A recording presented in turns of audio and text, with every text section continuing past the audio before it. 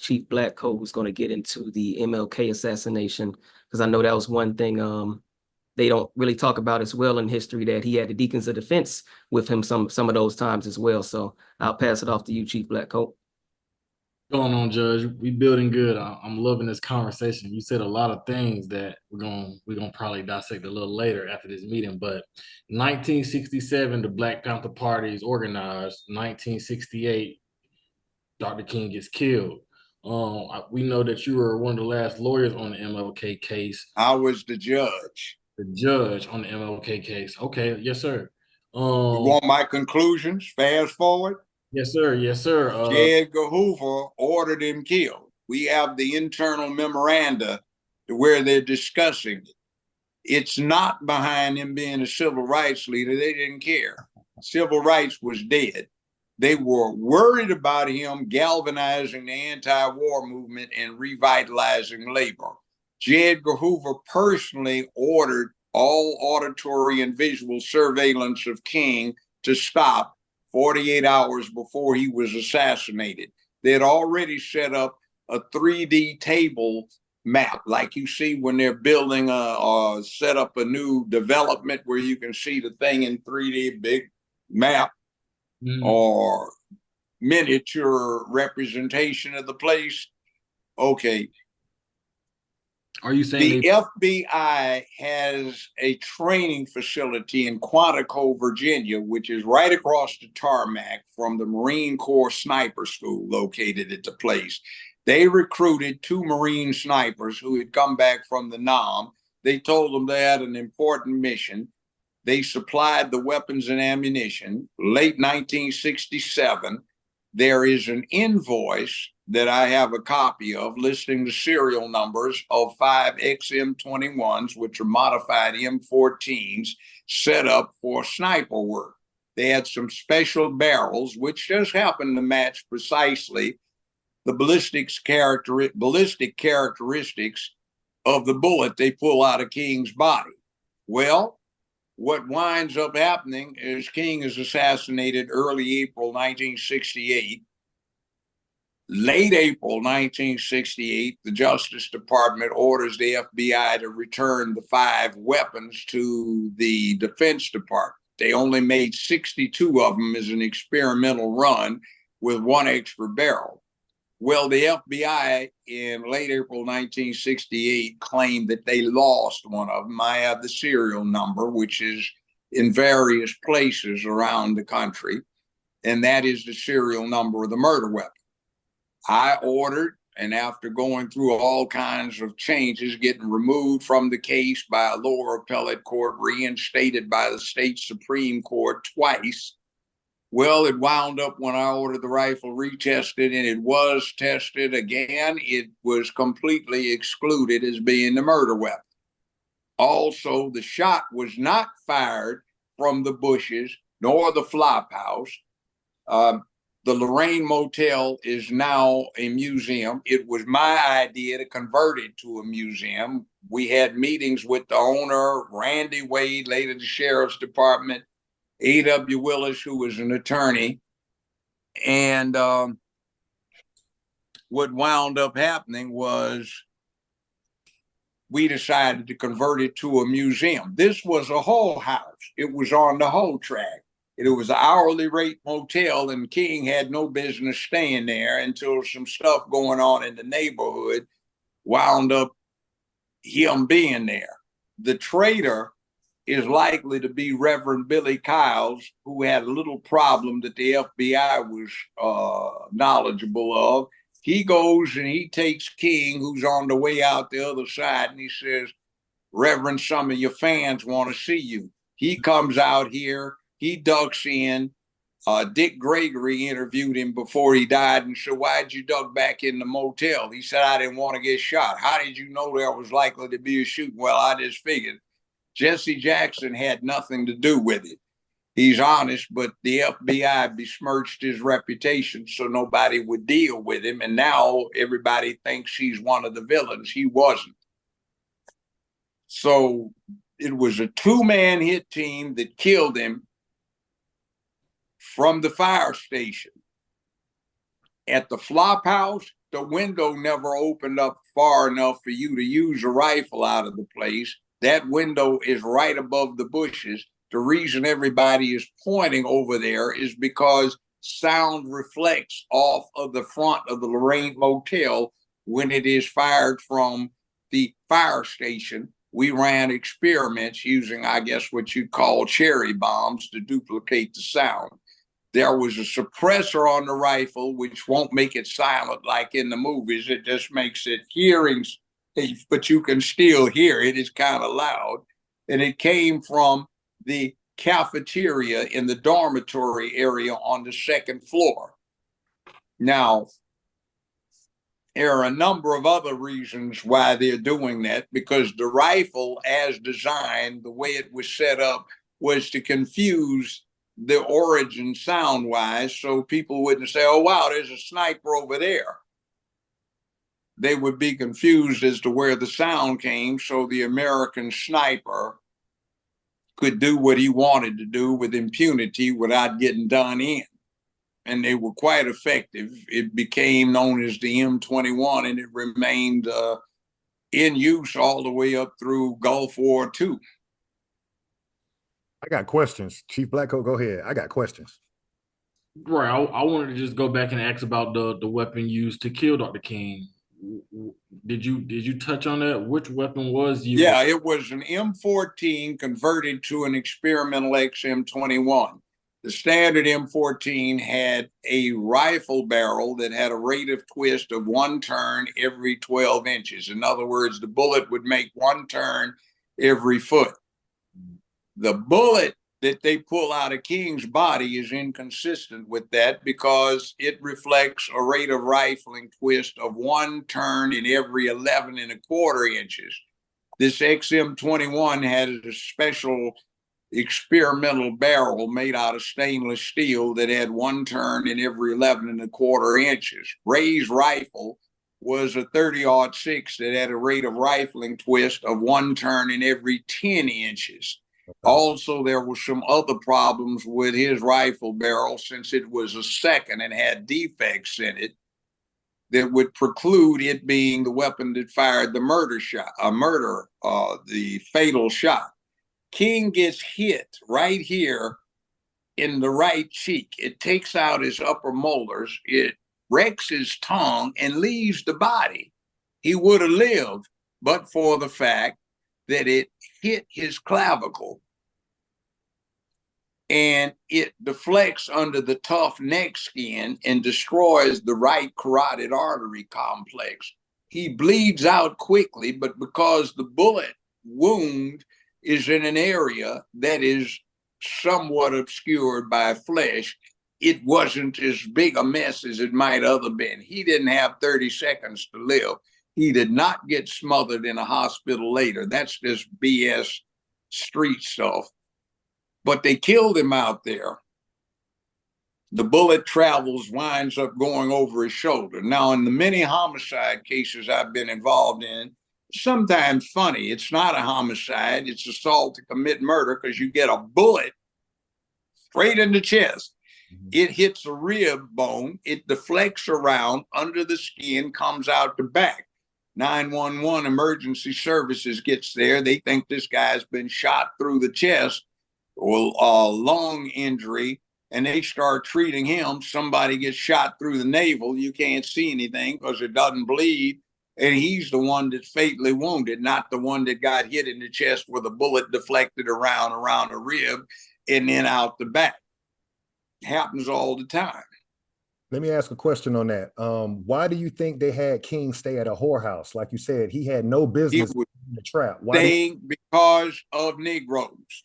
We sold them There out. were Negroes that were sponsored by their white sponsors who did not want King to come back in. Some black folks said, we don't need him, we can do it ourselves. They are different from the ones that were being told by their white sponsors, don't let him come back in. Some other folks said, we want him in. They put out a smear campaign talking about he would be, in today's terms, too boule to stay in the hood. He was staying at a place called the Rivermont which was the flagship hotel for Holiday Inn that was located in Memphis at the time. He was integrating it. He wasn't going to come back until they embarrassed him to come back. And he comes back. It was a labor thing. AFSCME, American Federation of State and County Employees, were having a strike. So he was in support of that.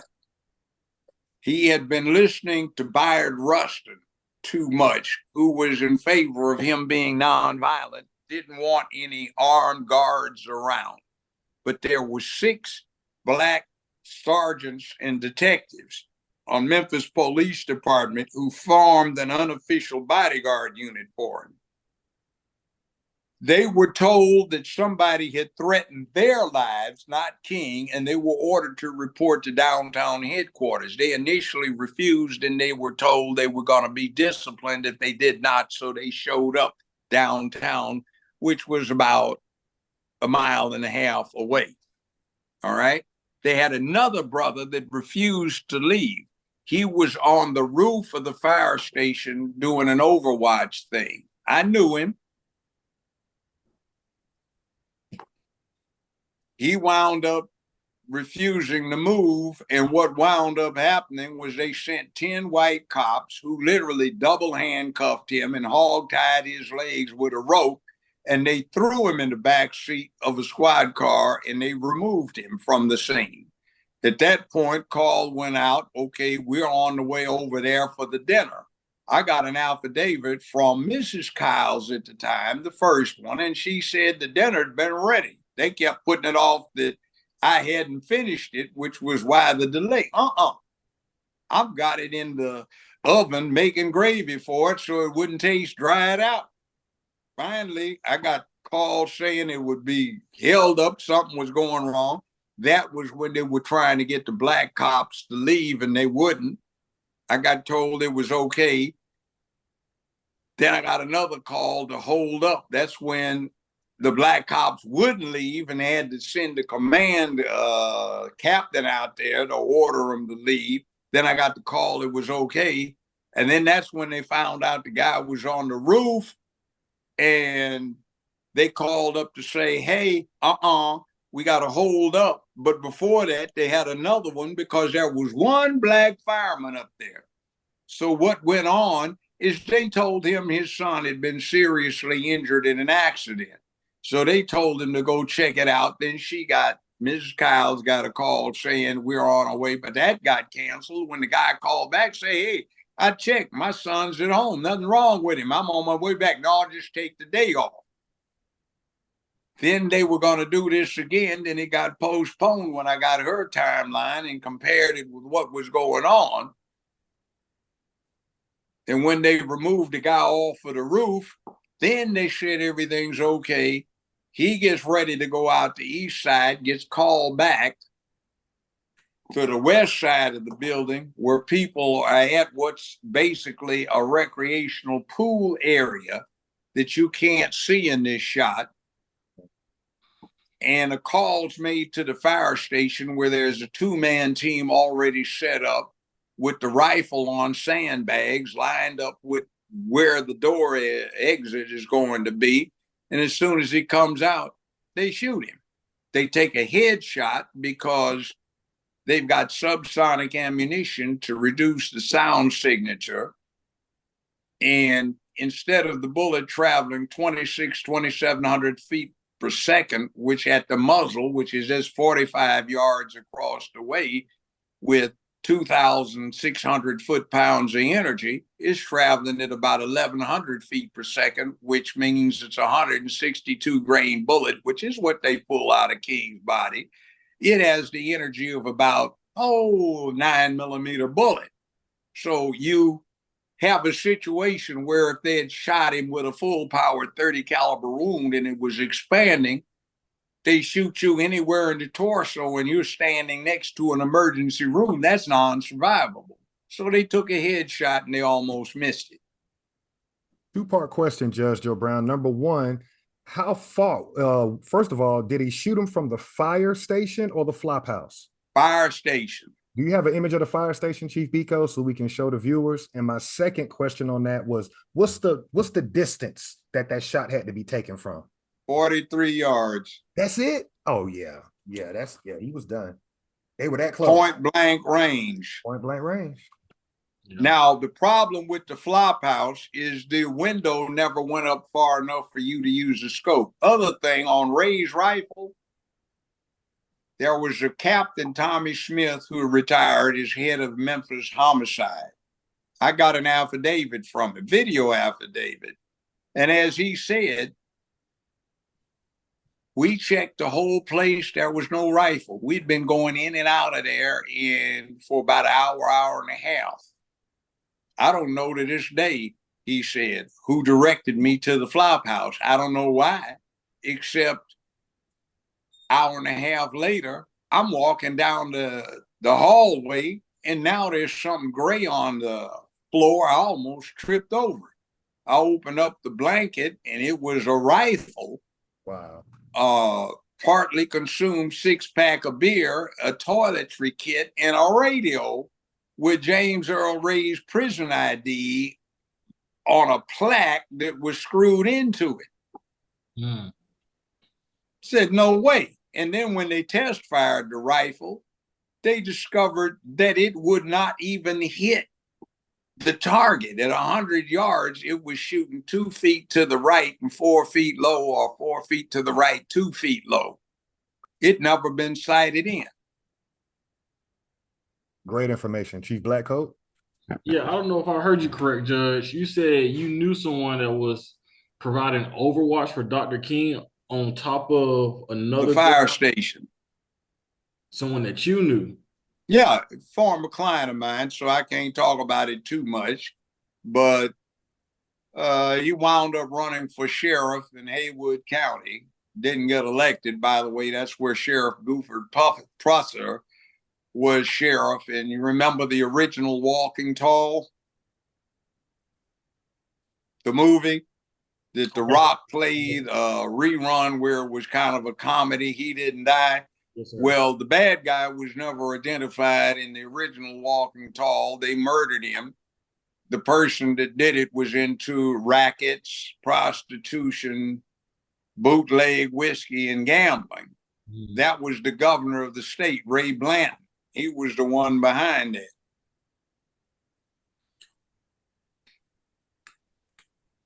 I got one last question. If you don't have a question, Chief Blackcoat, on the MLK.